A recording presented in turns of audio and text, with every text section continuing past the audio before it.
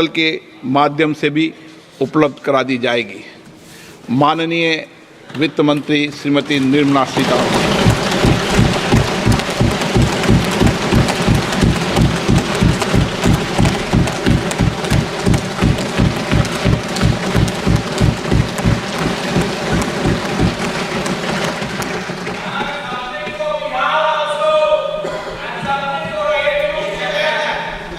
Honorable Speaker, I present the budget for 24-25. Introduction. The people of India have reposed their faith in the government led by Honorable Prime Minister Shri Narendra Modi and re-elected it for a historic third term under his leadership.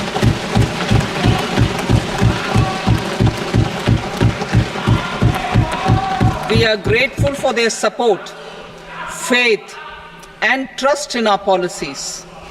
We are determined to ensure that all Indians, regardless of religion, caste, gender, and age, make substantial progress in realizing their life goals and aspirations. Global context. The global economy, while performing better than expected, is still in the grip of policy uncertainties. Elevated asset prices, political uncertainties, and shipping disruptions continue to pose significant downside risks for growth and upside risks to inflation. In this context, India's economic growth continues to be the shining exception and will remain so in the years ahead.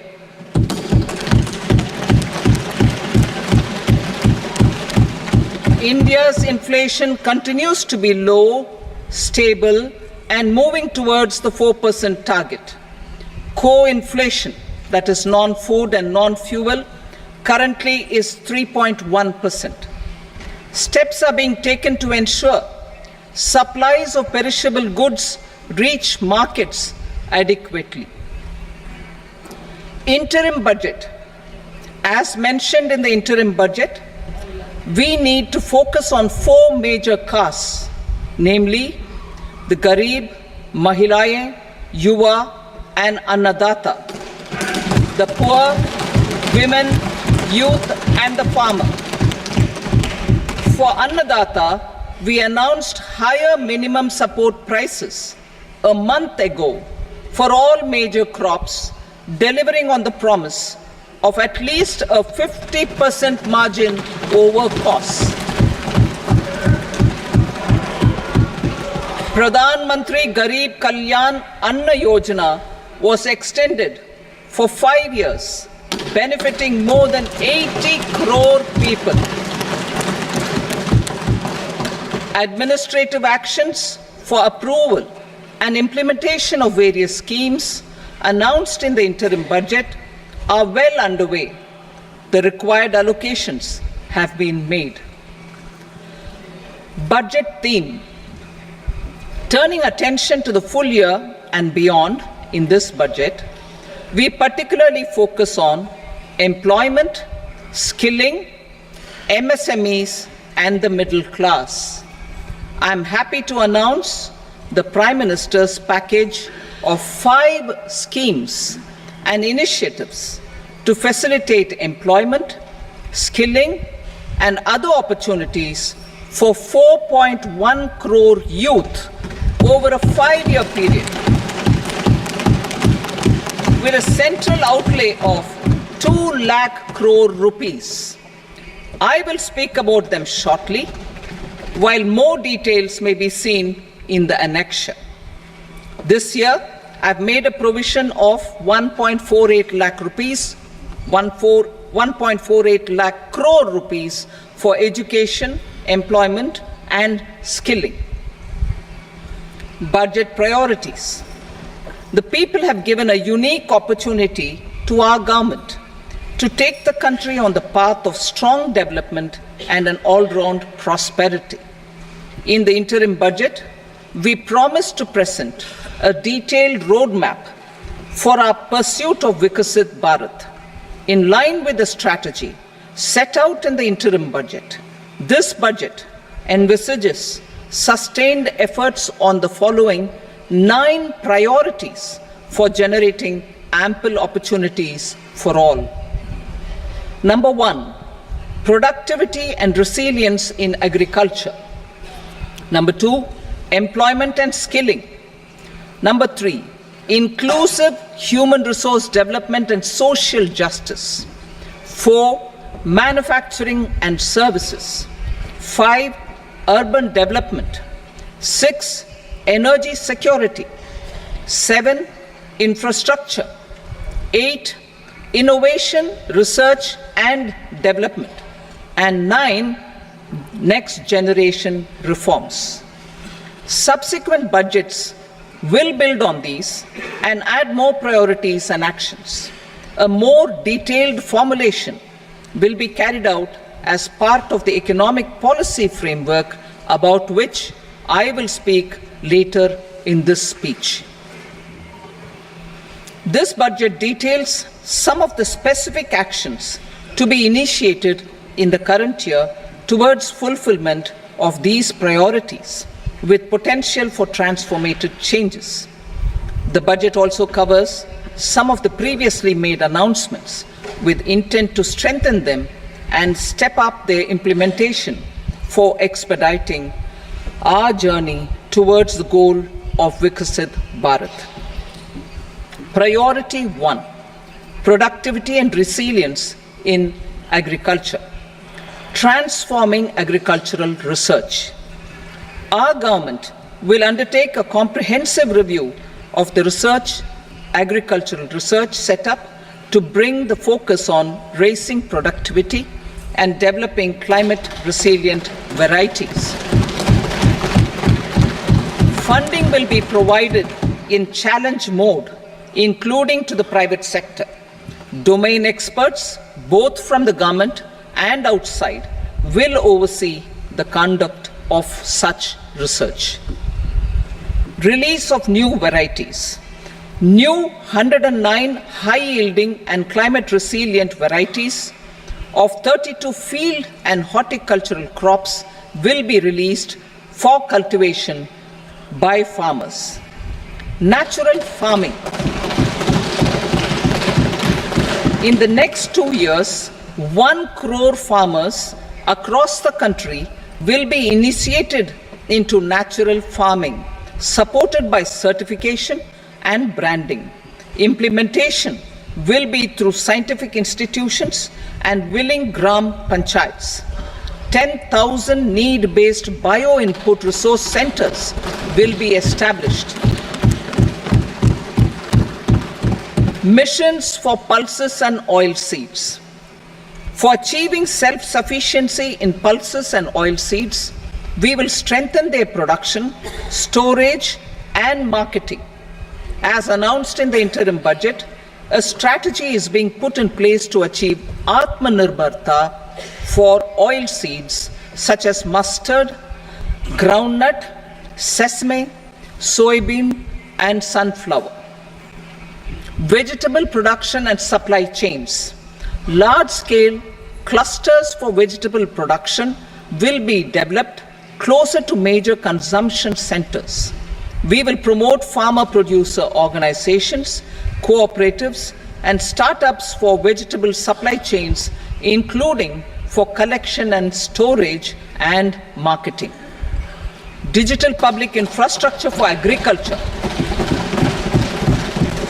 Buoyed by the success of the pilot project, our government, in partnership with the states, will facilitate the implementation of the digital public infrastructure in agriculture for coverage of farmers and their lands in 3 years. During this year, digital crop survey for Kharif using the DPI will be taken up in 400 districts. The details of 6 crore farmers and their lands will be brought into the farmer and land registries. Further, the issuance of Jan Samarth based Kisan credit cards will be enabled in 5 states. shrimp production and export. Financial support for setting up a network of nucleus breeding centers for shrimp brood stocks will be provided. Financing for shrimp farming, processing, and export will be facilitated through NABARD. National Cooperation Policy. Our government will bring out a national cooperation policy for systematic, orderly, and all-round development of the cooperative sector, fast-tracking growth of rural economy and generation of employment opportunities on a large scale will be the policy goal. This year, I have made a provision of 1.52 lakh crore rupees for agriculture and allied sectors.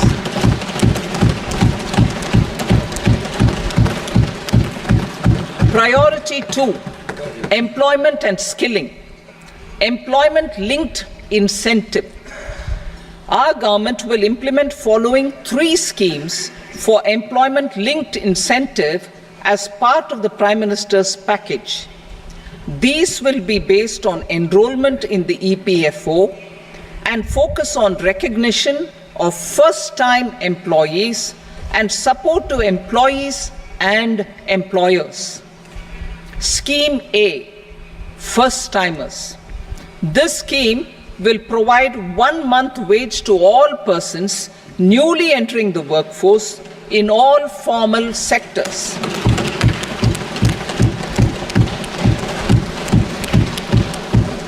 Direct benefit transfer of 1 month's salary in 3 installments to first-time employees as registered in the EPFO will be up to 15,000 rupees. The eligibility limit will be a salary of 1 lakh per month. The scheme is expected to benefit 210 lakh youths.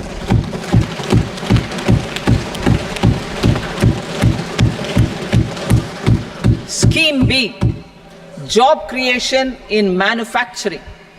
This scheme will incentivize additional employment in the manufacturing sector linked to the employment of first-time employees. An incentive will be provided at specified scale directly both to the employee and the employer with respect to the EPFO contribution in the first 4 years of employment. The scheme is expected to benefit 30 lakh youth entering employment and their employers.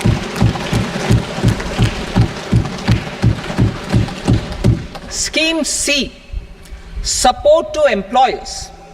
This employer-focused scheme will cover additional employment in all sectors. All additional employment within a salary of 1 lakh rupee per month will be counted.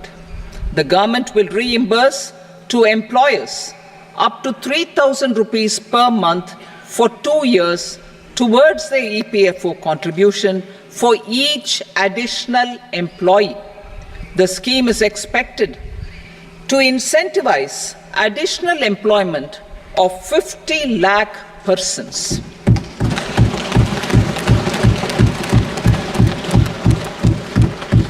Participation of women in the workforce. We will facilitate higher participation of women in the workforce through setting up of working women hostels in collaboration with industry and establishing creches. In addition, the partnership will seek to organize women-specific skilling programs and promotion of market access for women SHG enterprises. Skilling program. I'm happy to announce a new centrally sponsored scheme as the 4th scheme under the Prime Minister's package for skilling in collaboration with state governments and industry. 20 lakh youth will be skilled over a 5-year period.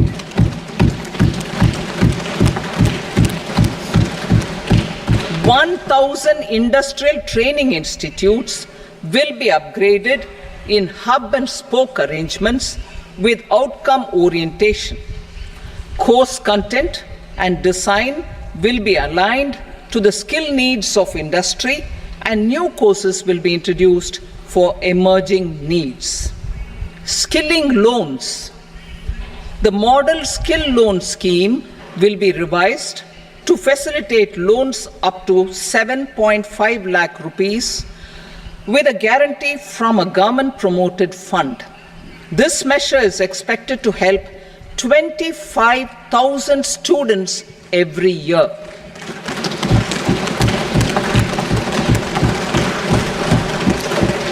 Education loans. For helping our youth who have not been eligible for any benefit under government schemes and policies, I am happy to announce a financial support for loans up to 10 lakh rupees for higher education in domestic institutions.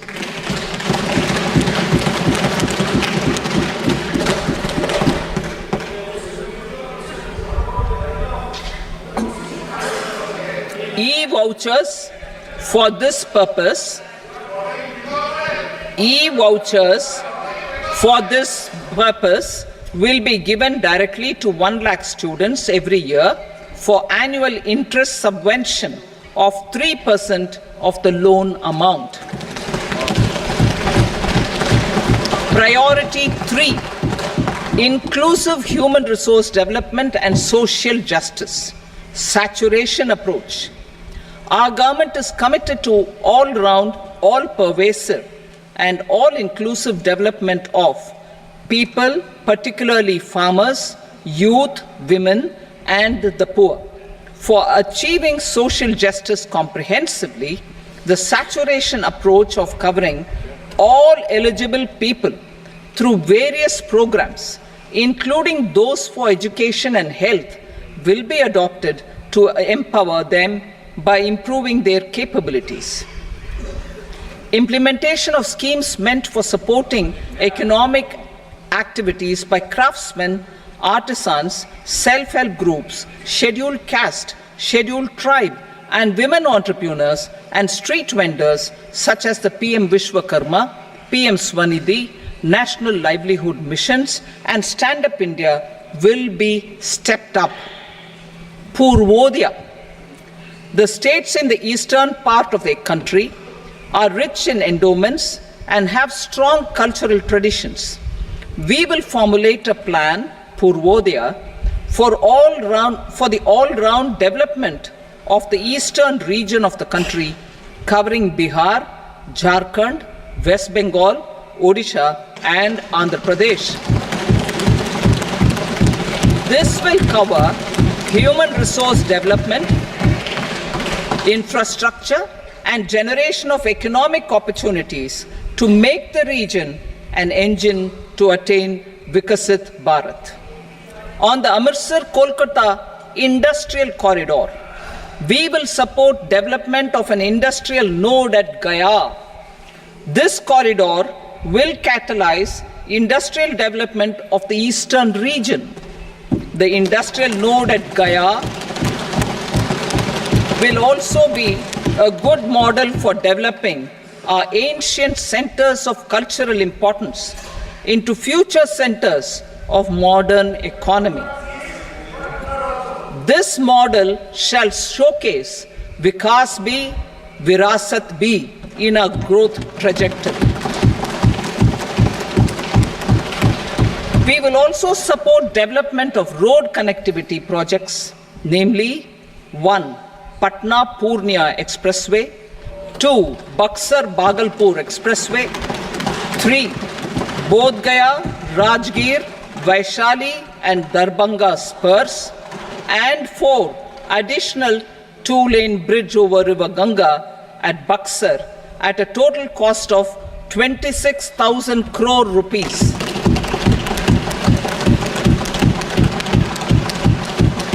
Power projects, including setting up of a new 2,400 megawatt power plant at Pir Painti, will be taken up at a cost of 21,400 crore rupees.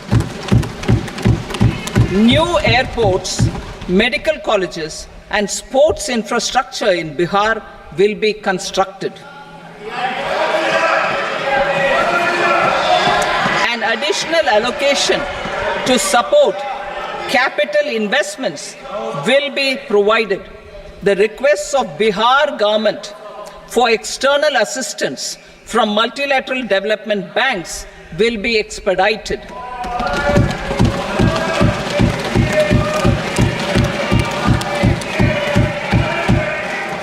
Andhra Pradesh Reorganization Act. Our government has made concerted efforts to fulfill the commitments in Andhra Pradesh Reorganization Act.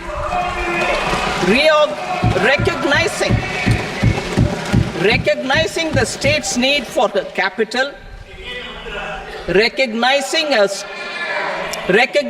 the state's need for a capital, we will facilitate special financial support through multilateral development agencies.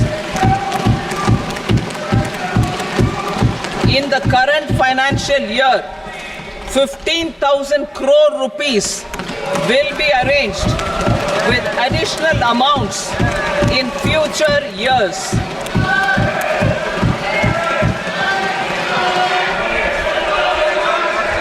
Our government is fully committed to financing and early completion of the Polavaram irrigation project, which is the lifeline for Andhra Pradesh and its farmers. This will facilitate our country's food security as well. Under the Andhra Pradesh Reorganization Act, for promoting industrial development, funds will be provided for essential infrastructure such as water, power, railways, and roads. In Kopparthi node on the Visakhapatnam-Chennai Industrial Corridor and Varavakal node on the Hyderabad-Bengaluru Industrial Corridor. An additional allocation will be provided this year towards capital investment for economic growth. Grants for backward regions of Rayalaseema, Prakasham, North Coastal Andhra, as stated in the Act, will be provided. PM Awas Yojana. 3 crore additional houses under the PM Awas Yojana in rural and urban areas in the country have been announced, for which the necessary allocations are being made. Women-led development. For promoting women-led development, the budget carries an allocation of more than 3 lakh crore for schemes benefiting women and girls. This signals our government's commitment for enhancing women's role in economic development. Pradhan Mantri Janjatiya Unnat Gram Abhiyan. For improving the socio-economic condition of tribal communities, we will launch the Pradhan Mantri Janjatiya Unnat Gram Abhiyan by adopting saturation coverage for tribal families in tribal majority villages and aspirational districts.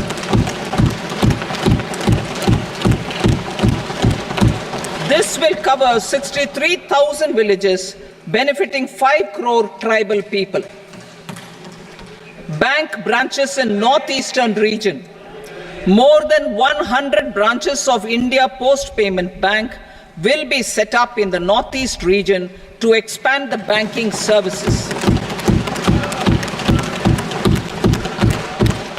This year, I have made a provision of 2.66 lakh crore rupees for rural development, including rural infrastructure. Priority 4, manufacturing and services. Support for promotion of MSMEs. This budget provides special attention to MSMEs and manufacturing, particularly labor-intensive manufacturing. We have formulated a package covering financing, regulatory changes, and technology support for MSMEs to help them grow and also compete globally, as mentioned in the interim budget. I am happy to announce the following specific measures. Credit guarantee scheme for MSMEs in the manufacturing sector.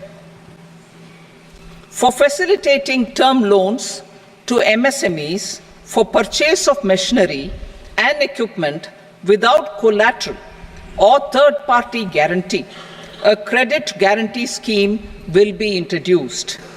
The scheme will operate on pooling of credit risks of such MSMEs. A separately constituted self-financing guarantee fund will provide to each applicant guarantee cover up to 100 crore rupees, while the loan amount may be larger. The borrower will have to provide an upfront guarantee fee and an annual guarantee fee on the reducing loan balance. New assessment model for MSME credit. Public sector banks will build their own in-house capability to assess MSMEs for credit instead of relying on external assessment. They will also take a lead in developing or getting developed a new credit assessment model based on the scoring of digital footprints of the MSMEs in the economy. This is expected to be a significant improvement over the traditional assessment of credit eligibility based only on asset or turnover criteria. That will also cover MSMEs without a formal accounting system. Credit support to MSMEs during stress period. I'm happy to announce a new mechanism for facilitating continuation of bank credit to MSMEs during their stress period while being in special mention account, SMA stage, for reasons beyond their control. MSMEs need credit to continue their business and to avoid getting into the NPA stage. Credit availability will be supported through a guarantee from a government-promoted fund. Mudra loans. The limit of Mudra loans will be enhanced to 20 lakh from the current 10 lakh for those entrepreneurs who have availed and successfully repaid previous loans under the Tarun category. Enhanced scope for mandatory onboarding in TREDS. For facilitating MSMEs to unlock their working capital by converting their trade receivables into cash, I propose to reduce the turnover threshold of buyers for mandatory onboarding on the TREDS platform from rupees 500 crore to 250 crore rupees. This measure will bring 22 more CPSCs and 7,000 more companies onto the platform. Medium enterprises will also be included in the scope of the suppliers. SIDBI branches in MSME clusters. SIDBI will open new branches to expand its reach to serve all major MSME clusters within 3 years and provide direct credit to them. With the opening of 24 such branches this year, the service coverage will expand to 168 out of 242 major clusters. MSME units for food irradiation, quality and safety testing. Financial support for setting up of 50 multi-product food irradiation units in the MSME sector will be provided. Setting up of 100 food quality and safety testing labs with NABL accreditation will be facilitated. E-commerce export hubs. to enable MSMEs and traditional artisans to sell their products in international markets. E-commerce export hubs will be set up in public-private partnership mode. These hubs, under a seamless regulatory and logistic framework, will facilitate trade and export-related services under one roof. Measures for promotion of manufacturing and services. Internship in top companies. As the fifth scheme under Prime Minister's package, our government will launch a comprehensive scheme for providing internship opportunities in 500 top companies to 1 crore youth in 5 years. They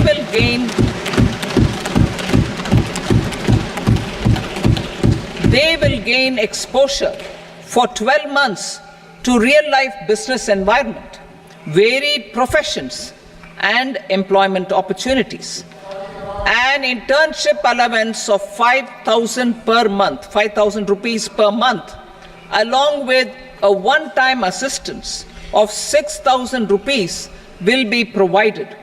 Companies will be expected to bear the training cost and 10% of their internship cost from their CSR funds. Industrial parks. Our government will facilitate development of investment-ready, plug-and-play industrial parks with complete infrastructure in or near 100 cities in partnership with the states and private sector by better using town planning schemes. 12 industrial parks under the National Industrial Corridor Development Program also will be sanctioned.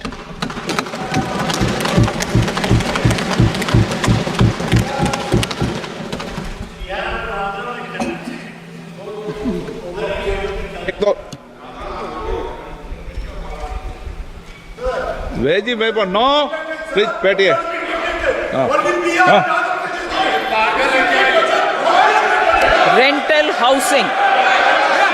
Rental housing with dormitory type accommodation for industrial workers will be, just 1 minute.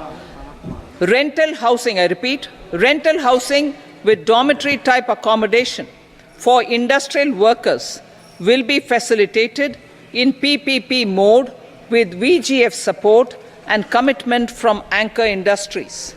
Shipping industry, ownership, leasing and flagging reforms will be implemented to improve the share of Indian shipping industry and generate more employment.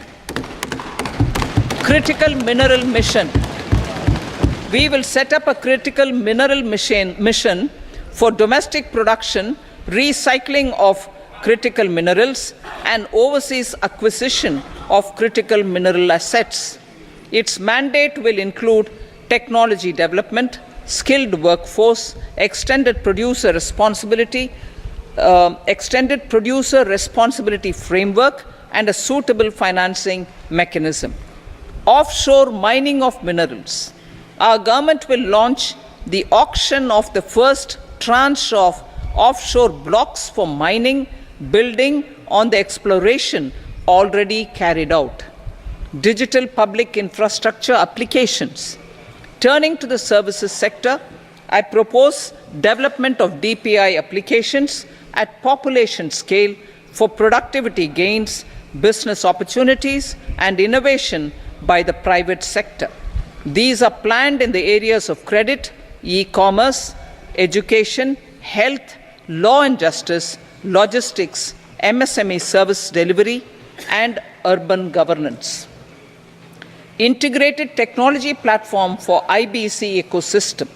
An integrated technology platform will be set up for improving the outcomes under the Insolvency Bankruptcy Code for achieving consistency, transparency, timely processing, and better oversight for all stakeholders. Voluntary closure of LLPs. The services of the Center for Processing Accelerated Corporate Exit, CPACE, will be extended for voluntary closure of LLPs to reduce the closure times. National Company Law Tribunals. The IBC has resolved more than 1,000 companies, resulting in direct recovery of 3.3 lakh crore to creditors. 3.3 lakh crore rupees to creditors. In addition, 28,000 cases involving over 10 lakh crore rupees have been disposed of even prior to admission. Appropriate changes to the IBC, reforms and strengthening of the tribunal and appellate tribunals will be initiated to speed up insolvency resolution. Additional tribunals will be established. Out of those, some will be notified to decide cases exclusively under the Companies Act.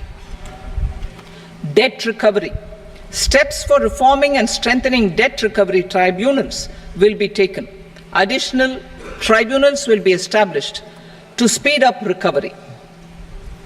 Priority 5, urban development. Cities as growth hubs. Working with states, our government will facilitate development of cities as growth hubs. This will be achieved through economic and transit planning and orderly development of peri-urban areas utilizing town planning schemes. Creative redevelopment of cities. For creative brownfield redevelopment of existing cities with a transformative impact, our government will formulate a framework for enabling policies, market-based mechanisms, and regulation. Transit-oriented development. Transit-oriented development plans for 14 large cities with a population above 30 lakh will be formulated, along with an implementation and financing strategy. Urban housing. Under the PM Awas Yojana, Urban 2.0, housing needs of 1 crore urban poor and middle class families will be addressed with an investment of 10 lakh crore rupees. This will include the central assistance of 2.2 lakh crore rupees in the next 5 years. A provision of interest subsidy to facilitate loans at affordable rates is also envisaged. In addition, enabling policies and regulations for efficient and transparent rental housing markets with enhanced availability will also be put in place. Water supply and sanitation. In partnership with state governments and multilateral development banks, we will promote water supply, sewage treatments, and solid waste management projects and services for 100 large cities through bankable projects. These projects will also envisage use of treated water for irrigation and filling up of tanks in nearby areas. Street markets. Building on the success of PM Swanidhi scheme in transforming the lives of street vendors, our government envisions a scheme to support each year over the next 5 years the development of 100 weekly hearts or street food hubs in select cities. Stamp duty. We will encourage states which continue to charge high stamp duty to moderate the rates for all and also consider further lowering duties for properties purchased by women. This reform will be made an essential component of urban development schemes. Priority 6, energy security, energy transition. In the interim budget, I had announced our strategy to sustain high and more resource-efficient economic growth, along with the energy security in terms of availability, accessibility, and affordability. We will bring out a policy document on appropriate energy transition pathways that balances the imperatives of employment, growth and environmental sustainability. PM Surya Ghar Muft Bijli Yojana. PM Surya Ghar Muft Bijli Yojana. In line with the announcement in the interim budget,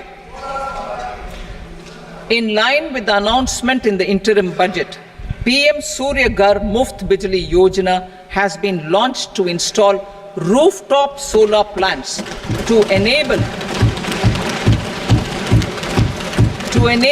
1 crore households obtain free electricity up to 300 units every month.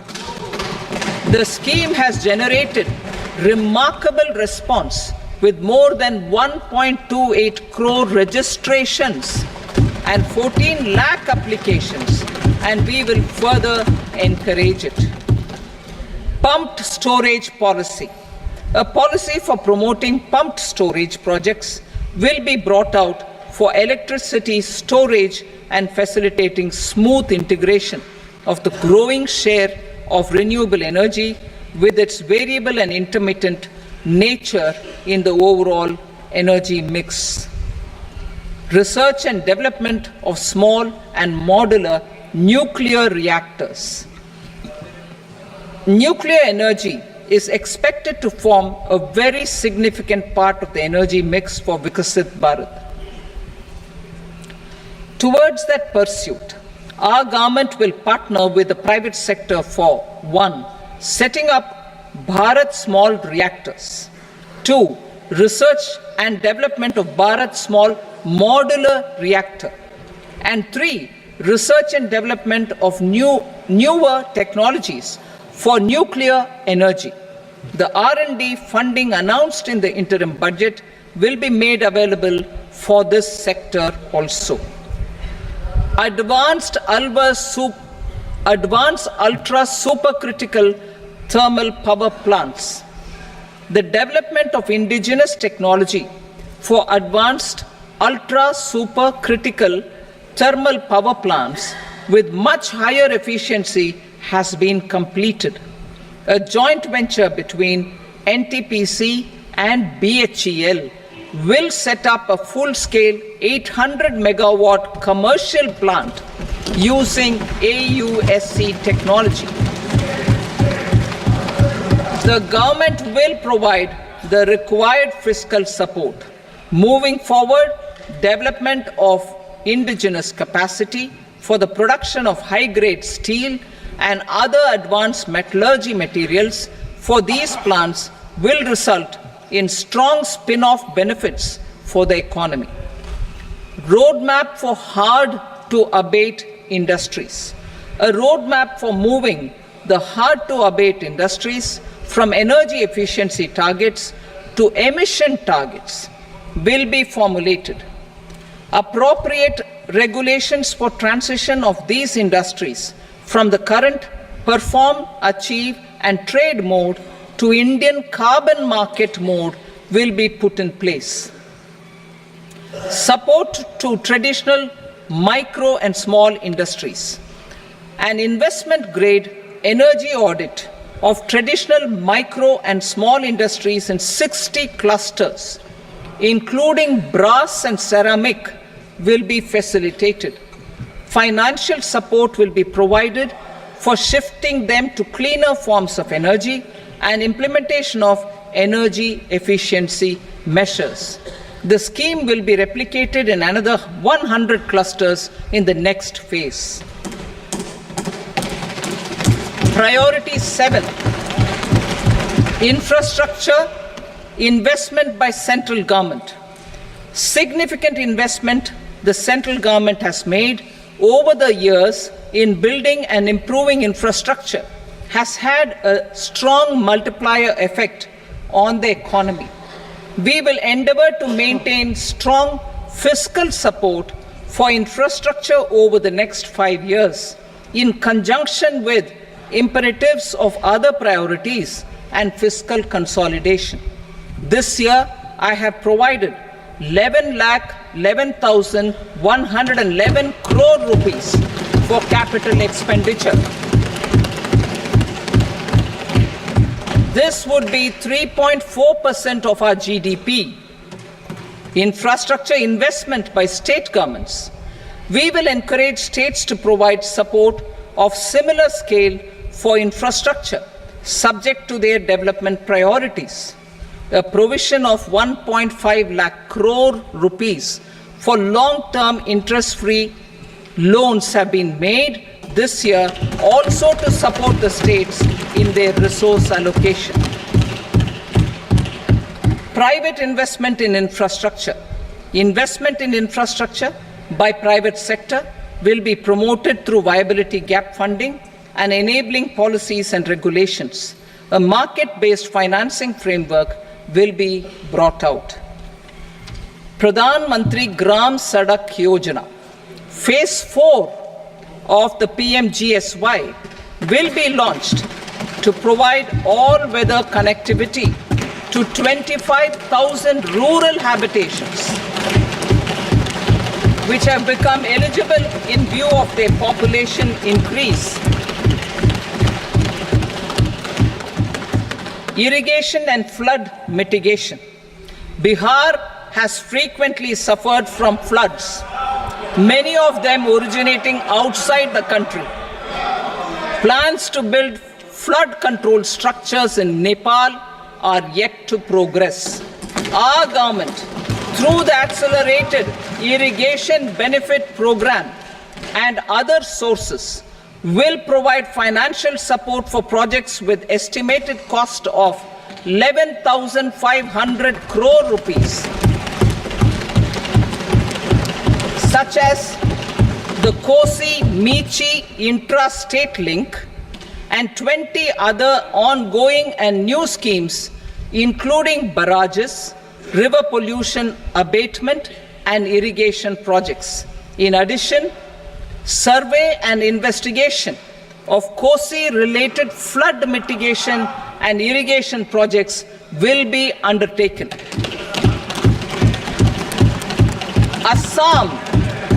Assam grapples with floods every year by the Brahmaputra River and its tributaries originating outside India. We will provide assistance to Assam for flood management and related projects.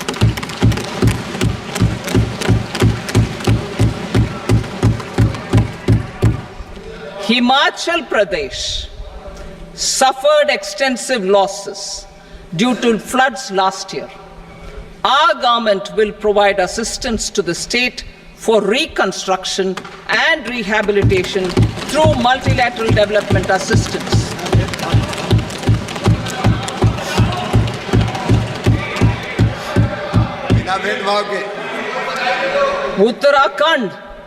Uttarakhand too suffered losses due to cloudbursts and massive landslides. We will provide assistance to the state. Recently, Sikkim witnessed devastating flash floods and landslides that wreaked havoc across the state. Our government will provide assistance to the state. Tourism. Tourism has always been a part of our civilization. Our efforts in positioning India as a global tourist destination will also create jobs, stimulate investments, and unlock economic opportunities for other sectors. In addition to the measures outlined in the interim budget, I propose the following measures. Vishnupad Temple at Gaya and Mahabodhi Temple at Bodh Gaya in Bihar are of immense spiritual significance. Comprehensive development of Vishnupad Temple Corridor and Mahabodhi Temple Corridor will be supported, modeled on the successful Kashi Vishwanath Temple Corridor to transform them into world-class pilgrim and tourist destinations. Rajgir holds immense religious significance for Hindus Buddhists and Jains. The 20th Tirthankara Muniswarata temple in the Jain temple complex is ancient. The Saptarishi or the 7 hot springs form a warm water Brahmkund that is sacred. A comprehensive development initiative for Rajgir will be undertaken. Our government will support the development of Nalanda as a tourist center, besides reviving Nalanda University to its glorious stature. Odisha's scenic beauty, temples, monuments, craftsmanship, wildlife sanctuaries, natural landscapes, and pristine beaches make it an ultimate tourism destination. Our government will provide assistance for their development to Odisha as well. Priority 8, innovation, research and development. We will operationalize the Anusandhan National Research Fund for basic research and prototype development.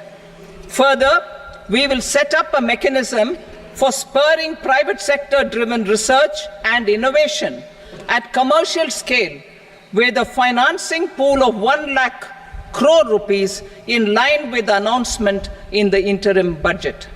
Space economy.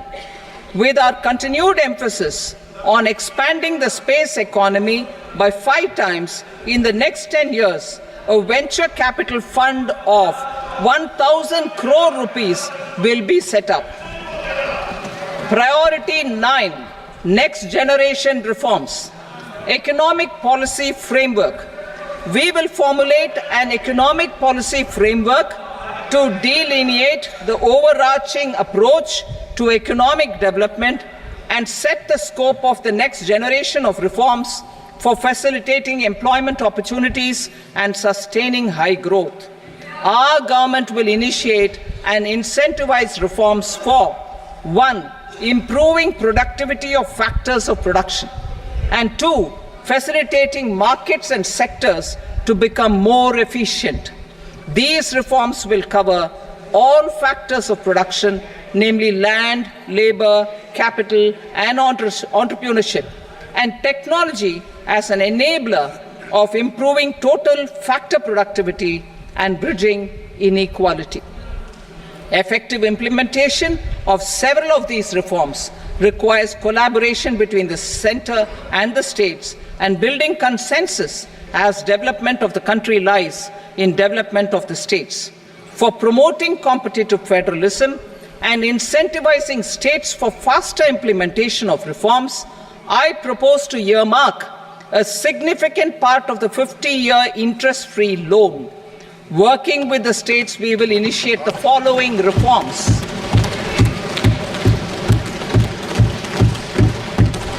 Land-related reforms and actions, both in the rural and urban areas, will cover land administration, will cover 1. Land administration, planning and management, and 2.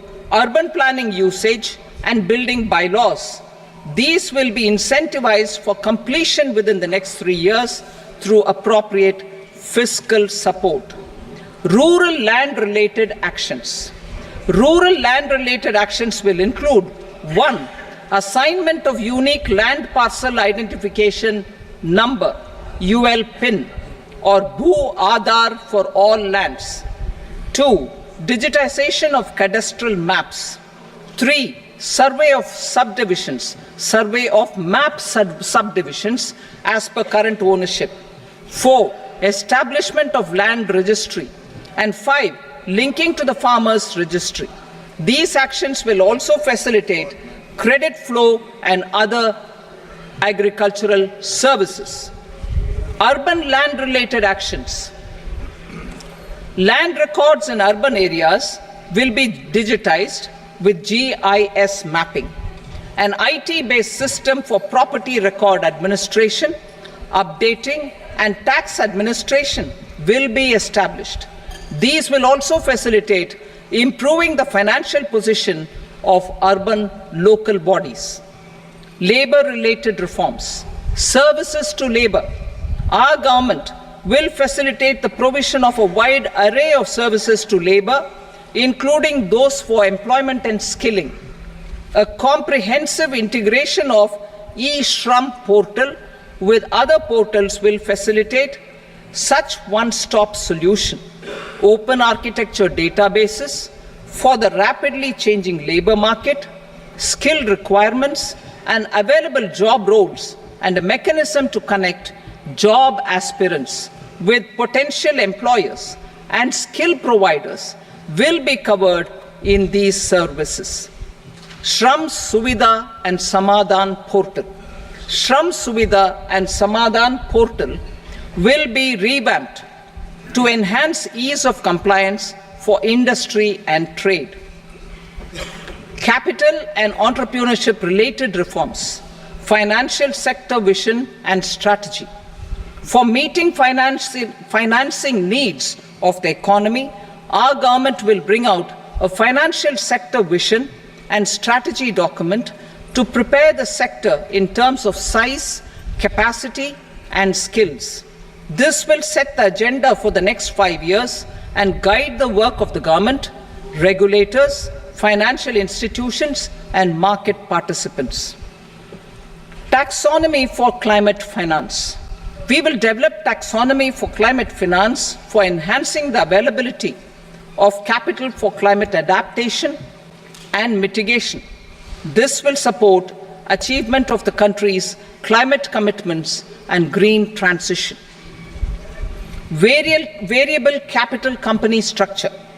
We will seek the required legislative approval for providing an efficient and flexible mode for financing leasing of aircrafts and ships and pooled funds of private equity through a variable company structure. Foreign direct investments and overseas investment. The rules and regulations for foreign direct investment and overseas investments will be simplified to 1. Facilitate foreign direct investments, 2. Nudge prioritization, and 3. Promote opportunities for using Indian rupee as a currency for overseas investment. NPS Vatsalya. NPS Vatsalya, a plan for contribution by parents and guardians for minors, will be started. On attaining the age of majority, the plan can be converted seamlessly into a normal NPS account. Use of technology. We have successfully used technology for improving productivity and bridging inequality in our economy during the past 10 years. Public investment in digital infrastructure and innovations by the private sector have helped in improving access of all citizens, particularly the common people, to market resources, education, health and services. We will step up adoption of technology towards digitalization of the economy. Ease of doing business. For enhancing ease of doing business, we are already working on the Jan Vishwas Bill 2.0. Further, states will be incentivized for implementation of the business reforms, action plans, and digitalization.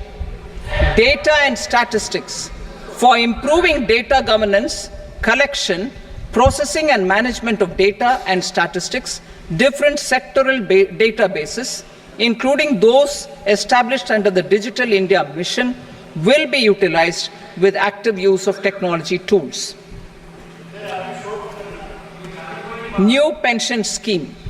The committee to review the NPS has made considerable progress in its work. I am happy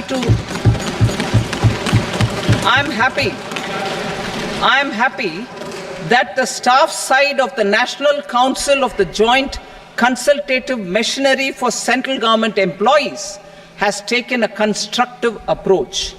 A solution will be evolved which addresses the relevant issues while maintaining fiscal prudence to protect the common citizens. Budget estimates for 24-25. For the year 24-25, total receipts other than borrowings and the total expenditure are estimated at 32.07 lakh crore rupees and 48.21 lakh crore rupees respectively. The net tax receipts are estimated at 25.83 lakh crore rupees. The fiscal deficit is estimated at 4.9% of the GDP. The gross and the net market borrowings through dated securities during 24-25 are estimated at 14.01 lakh crore rupees and 11.63 lakh crore rupees respectively. Both will be less than that in 23-24. The fiscal consolidation path announced by me in 2021 has served our economy very well, and we aim to reach the deficit below 4.5% next year. The government is committed to staying the course. From 2026-27 onwards, our endeavor will be to keep the fiscal deficit each year such that the central government's debt will be on a declining path as percentage of GDP. I will now move to Part B.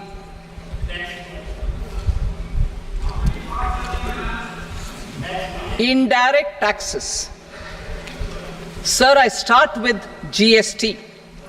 It has decreased tax incidence on the common man, reduced compliance burden and logistics cost for trade and industry, and enhanced revenues of the central and the state governments. It is a success of vast proportions.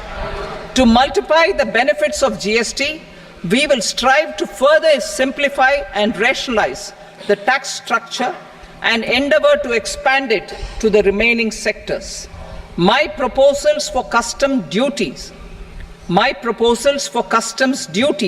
intend to support domestic manufacturing, deepen local value addition, promote export competitiveness, and simplify taxation while keeping the interest of the general public and consumers surmount. In Budget 22-23, we reduced the number of customs duty rates. I propose to undertake a comprehensive review of the rate structure over the next 6 months to rationalize and simplify it for ease of trade, removal of duty inversion, and reduction of disputes. I shall now take up sector-specific customs duty proposals. Medicine and medical equipments. To provide relief to cancer patients, I propose to fully exempt 3 more medicines from customs duties.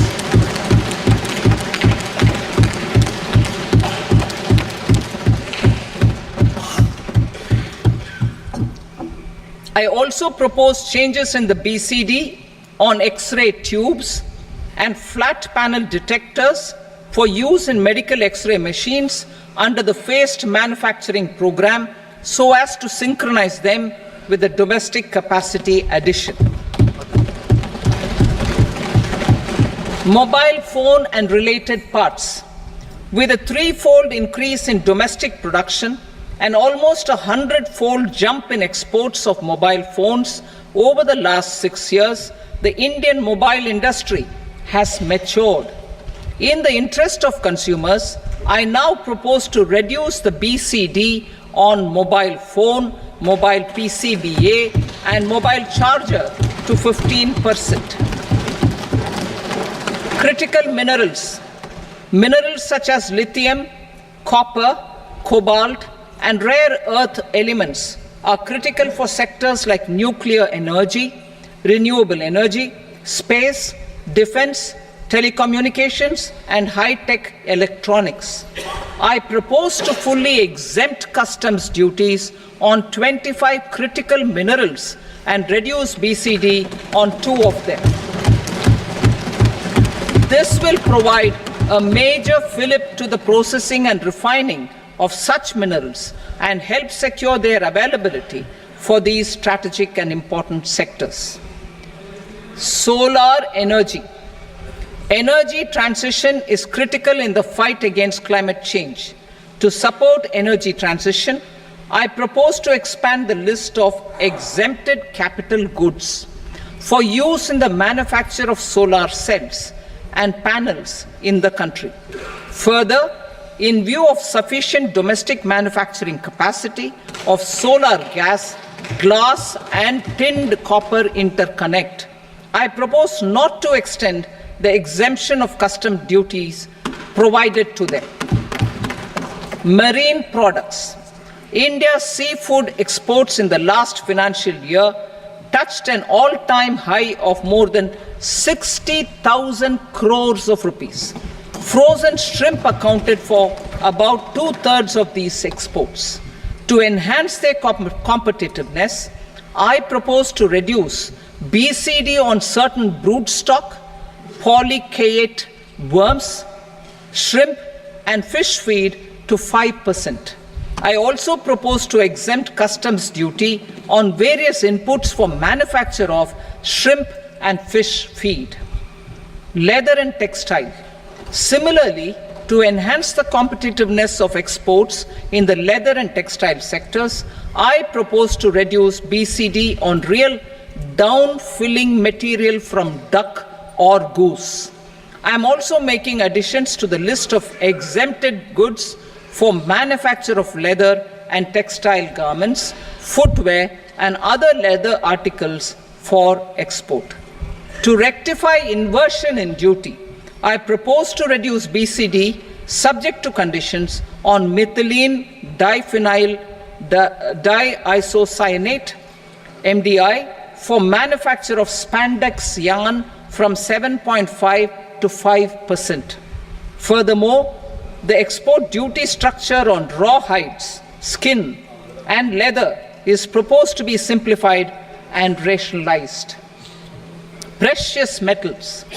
To enhance domestic value addition in gold and precious metal jewelry in the country, I propose to reduce customs duties on gold and silver to 6% and that of platinum to 6.4%.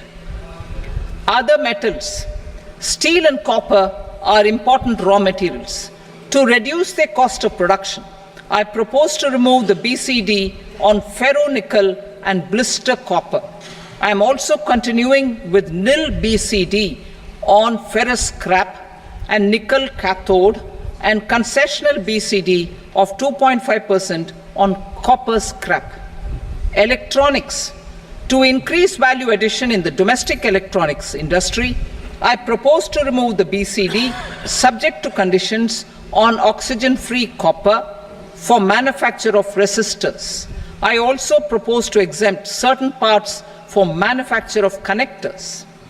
Chemicals and petrochemicals. To support existing and new capacities in the pipeline, I propose to increase the BCD on ammonium nitrate from 7.5% to 10%. Plastics. PVC flex banners are non-biodegradable and hazardous for environment and health. To curb their imports, I propose to raise the BCD on them from 10 to 25%. Telecommunication equipment. To incentivize domestic manufacturing, I propose to increase the BCD from 10 to 15% on PCBA of specified telecom equipment. Trade facilitation. To promote domestic aviation and boat and ship MRO, I propose to extend the period for export of goods imported for repairs from 6 months to 1 year. I'll read that again. To promote domestic aviation and boat and ship maintenance, repair and operations, I propose to extend the period for export of goods imported for repairs from 6 months to 1 year. In the same vein, I propose to extend the time limit for re-import of goods for repairs under warranty from 3 to 5 years. I now move to direct taxes. We will continue our efforts to simplify taxes, improve taxpayer services, provide tax certainty, and reduce litigation while enhancing revenues for funding the development and welfare schemes of the government. It has been our endeavor to simplify taxation. We have taken a number of measures in the last few years, including introduction of simplified tax regimes without exemptions and deductions for corporate tax and for personal income tax. This has been appreciated by taxpayers. 58% of corporate tax came from the simplified tax regime in the financial year 22-23. Similarly, as per data available till now, for the last fiscal, more than 2/3 have availed the new personal income tax regime. Comprehensive review of the Income Tax Act. I am now announcing a comprehensive review of the Income Tax Act 1961. The purpose is to make the Act concise, lucid, easy to read and understand. This will reduce disputes and litigation, thereby providing tax certainty to the taxpayers. I will also bring down the demand embroiled in litigation. It is proposed to be completed in 6 months. A beginning is being made in the finance bill by simplifying the tax regime for charities, tedious rate structures, provisions of reassessment and such provisions, and capital gains taxation. Simplification for charities and tedious. Two tax exemption regimes. The two tax exemption regimes for charities are proposed to be merged into one. The 5% tedious rate on many payments is being merged into the 2% tedious rate, and the 20% tedious rate on repurchase of units by mutual funds or UTI is being withdrawn. Tedious rate on e-commerce operators is proposed to be reduced from 1 to 0.1%. Moreover, credit of TCS is proposed to be given in the TDS to be deducted on salary. Further, I propose to decriminalize delay for payment of TDS up to the due date of filing statement for the same. I also plan to provide a standard operating procedure for TDS defaults and simplify and rationalize the compounding guidelines for such defaults. Simplification of reassessment. I propose to thoroughly simplify the provisions for reopening and reassessment. An assessment hereinafter can be reopened beyond 3 years from the end of the assessment year only if the escaped income is 50 lakh rupees or more, up to a maximum period of 5 years from the end of the assessment year. Even in such cases, a time limit of 6 years before the year of the search, as against the existing time limit of 10 years, is being proposed. This will reduce tax uncertainty and disputes.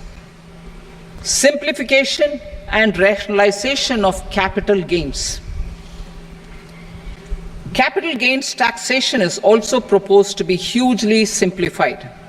Short-term gains on certain financial assets shall henceforth attract a tax rate of 20%, while that on all other financial assets and all non-financial assets shall continue to attract the applicable tax rate.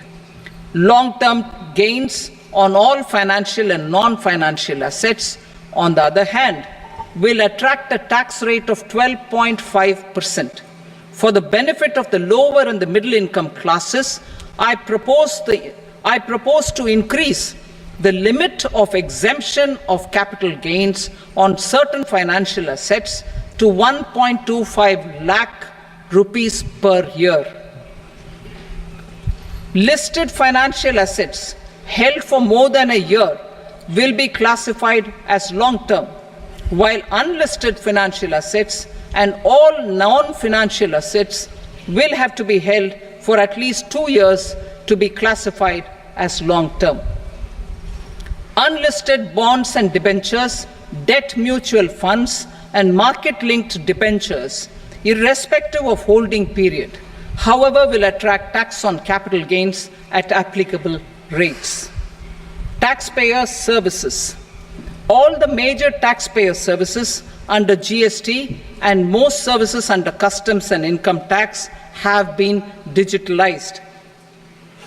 All remaining services of customs and income tax, including rectification and order giving effect to appellate orders, shall be digitalized and made paperless over the next 2 years. Litigation and appeals. While our concerted efforts to reduce pendency of appeals at various appellate fora are beginning to show good results, it will continue to engage our highest attention. To dispose of the backlog of first appeals, I plan to deploy more officers to hear and decide such appeals, especially those with large tax effect. For resolution of certain income tax disputes pending an appeal, I am also proposing Vivad Se Vishwas Scheme 2024. Further, I propose to increase monetary limits for filing appeals related to direct taxes, excise, and service tax in the tax tribunals, high courts, and Supreme Court to 60 lakh rupees, 2 crore rupees, and 5 crore respectively, with a view to reduce litigation and provide certainty in international taxation. We will expand the scope of safe harbor rules and make them more attractive. We will also streamline the transfer pricing assessment procedure. Employment and investment. I have a few proposals to promote investment and foster employment. First of all, to bolster the Indian startup ecosystem, boost the entrepreneurial spirit, and to support innovation, I propose to abolish the so-called angel tax for all classes of investors. Second, there is tremendous potential for cruise tourism in India. To give a fillip to this employment-generating industry, I am proposing a simpler tax regime for foreign shipping companies operating domestic cruises in the country. Third, India is a world leader in the diamond cutting and polishing industry, which employs a large number of skilled workers. To further promote the development of this sector, we would provide for safe harbor rates for foreign mining companies selling raw diamonds in the country. Fourth, to attract foreign capital for our development needs, I propose to reduce the corporate tax rate on foreign companies from 40 to 35%. Deepening the tax base. I have a couple of proposals for deepening the tax base. First, security transaction tax on futures and options of securities is proposed to be increased to 0.02% and 0.1% respectively. Second, for reasons of equity, I propose to tax income received on buyback of shares in the hands of recipients. Other proposals: to improve social security benefits, deduction of expenditure by employers towards NPS is proposed to be increased from 10 to 14% of the employee's salary. Similarly, deduction of this expenditure up to 14% of salary from the income of employees in private sector, public sector banks and undertakings opting for the new tax regime is proposed to be provided. Indian professionals working in multinationals get ESOPs and invest in social security schemes and other movable assets abroad. Non-reporting of such small foreign assets has penal consequences under the Black Money Act. Such non-reporting of movable assets up to 20 lakh rupees is proposed to be depenalized.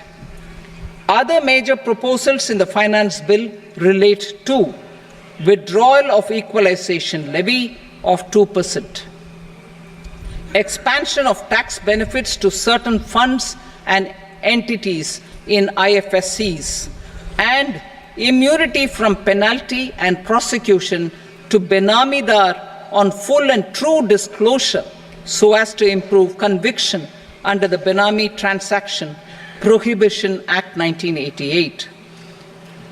Personal income tax. Coming to personal income tax rates, I have two announcements to make for those opting for the new tax regime. First, the standard deduction for salaried employees is proposed to be increased from 50,000 to 75,000 rupees.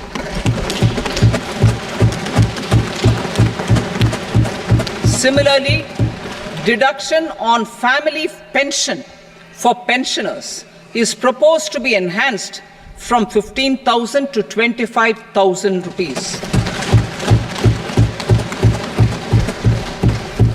This will provide relief to about 4 crore salaried individuals and pensioners.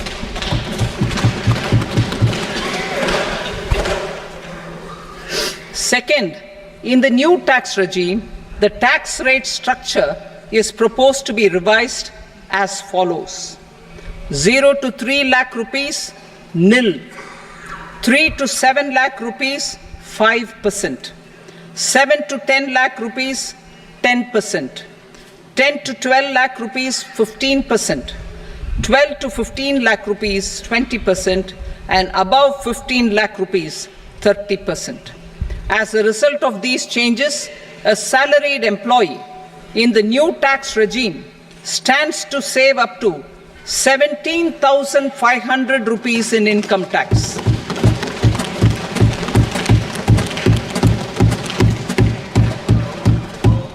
Apart from these, I am also making some other changes as given in the annexure.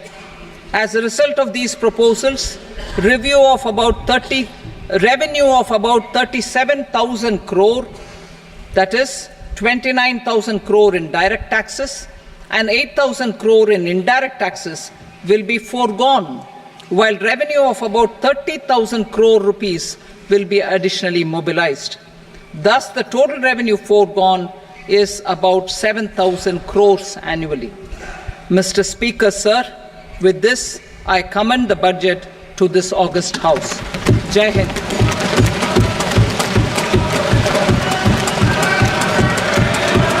Item number 2. Item number 2.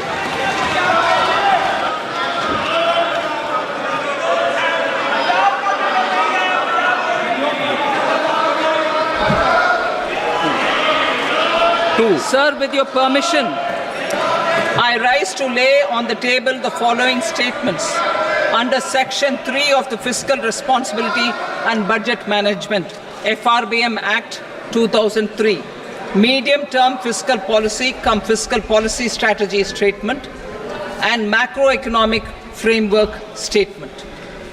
Item number 3. Sir, with your permission, I rise to move for leave to introduce the Finance Number 2 Bill 2024. प्रश्न ये कि विधेयक को पुनर्स्थापित करने की अनुमति प्रदान की जाए।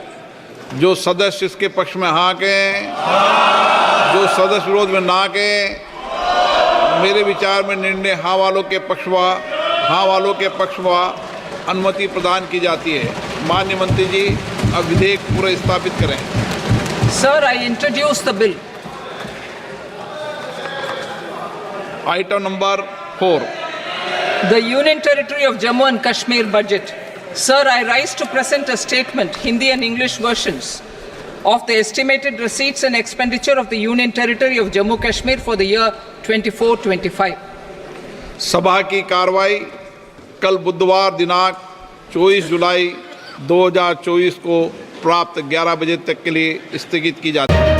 ಮತ್ತಷ್ಟು ಸುದ್ದಿಗಳಿಗಾಗಿ ನೋಡ್ತಾ ಇರಿ ಪಬ್ಲಿಕ್ ನ್ಯೂಸ್ 24x7. ಇದು ಸತ್ಯದ ಧ್ವನಿ.